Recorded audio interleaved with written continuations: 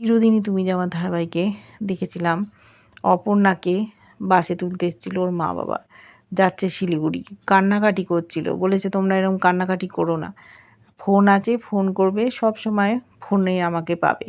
এদিকে আর্য যখন দেখছে অপর্ণা সত্যিই চলে যাচ্ছে, ছুটে এসেছিল বাস স্ট্যান্ডে, বাস বেরিয়ে গেছে, জানতে পেরেছে কোন নম্বর সিট কোন দিকে আছে, গাড়ি ছুটিয়েছে, চিৎকার করছে অপর্ণা বলে। অপর্ণা দেখছে আর্য স্যার গাড়িটা বাসের সামনে দাঁড় করিয়ে বাসে উঠে গেছে। উঠেই বলছে অপর্ণা নেমে এসো। অপর্ণা কিছুতেই যাবে না, মনের কথা বলেনি, বলছে তুমি জিতে গেছো, আমি হেরে গেছি, কিন্তু আসল কথাটা বলছে না।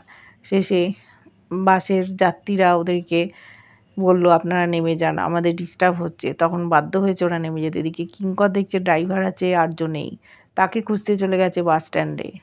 বুঝতে পেরেছে অপর্ণার খোঁজে বেরিয়ে গেছে আর্য। বাস থেকে নেমে ওরা বিপদে পড়েছিল, গুন্ডার দল তুলে নিতে চাইছিল অপর্ণাকে, বাঁচিয়ে দিয়েছে আর্য।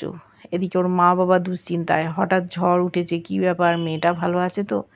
এইবার দেখব কি হয়।